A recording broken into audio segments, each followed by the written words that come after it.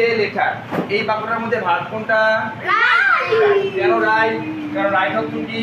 লেখা। যা দ্বারা কোনো কাজ কি বোঝানো হয়েছে। যেহেতু এটা ভার্ব, এটা কি ভার্ব? Principal verb. আর প্রিন্সিপাল ভার্ব যদি ডাস আছে তার মানে ডু ডাস ডিড করতে হবে।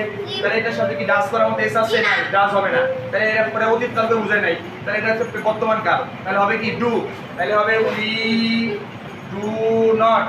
কি হবে? Write a letter. এবার খেয়াল করো, 2 নম্বরটা দেখো।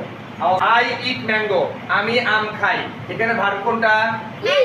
ইট হইছে ভার্ব, ম্যাঙ্গো তো নাম। ইট কি? খাওয়া। তাহলে যে শব্দ দ্বারা কোনো কাজকে বোঝায়, করাকে বোঝায়, সেটা তো ভার্ব। তাহলে এখানে সাথে এস নাই, তাহলে ডাজও বাদ। এর অতীত কালকে বোঝায় নাই, তাহলে এটা ডিডও বাদ। তাহলে বাকি আছে কি? শুধু ডু। তাহলে তুমি কি লিখবা?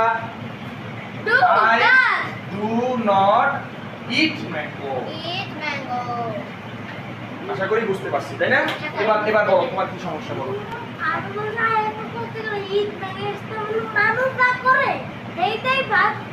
সেটা তো আমি সহজে বলছি, মানুষ যা করে সেটা ভাব, ঠিক আছে। তাহলে হয়েছে কি না? এবার আমরা আমাদের এটাই মনে করো জটিল ছিল, ডাজ আর ডু দিয়ে। এখন খুব সহজগুলো করব। এবার দেখো এই বাক্যটার মধ্যে ভার্ব কোনটা?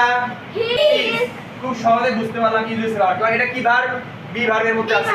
বি ভার্বের মধ্যে কি কি আছে বলো তো? এম, ইজ, আর। আরো আছে কি? ওয়াজ, ওয়ার। তাহলে এখানে ইজ আছে কি না? এখন আমাদের কষ্ট কিছু নাই, যদি ডাস করব না ডু করব কষ্ট নাই। এখন সরাসরি কি ভার্ব দেখতে পাচ্ছ। তাহলে কি বলবে? হি ইজ নট এ বয়। তাই তো?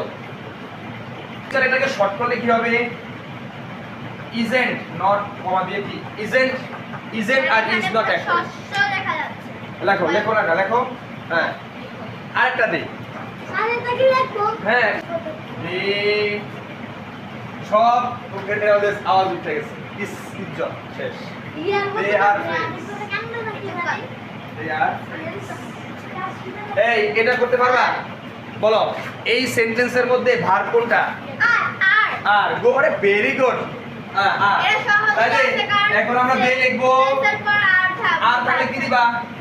Are not. তাহলে দে আর নট কি হবে? ফ্রেন্ডস। এই তো বুঝতে পারছি। এই সব